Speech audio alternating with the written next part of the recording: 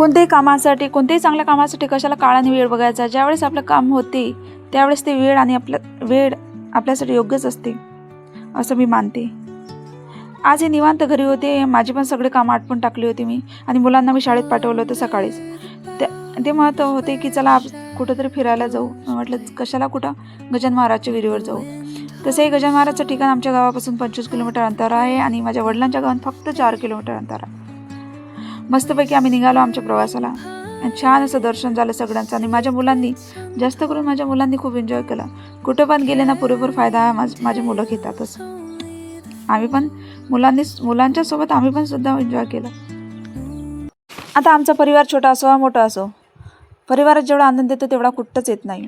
जाता आता बहिणीचं गाव पण लागते आमच्या, म्हणजे जाता रोडवर बहिणीचं गाव लागते, तर तिथं पण उतरली होती. कारण ह्या माझ्या बहिणीच्या मुलाची तब्येत पण चांगली नव्हती. म्हटलं चला पाहणं पण होते आणि भेटसुद्धा होती बहिणीची.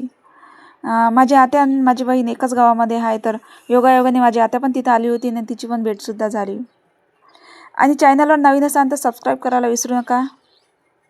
आणि मी लॉंग व्हिडिओ टाकला ते पण बघा. बाय.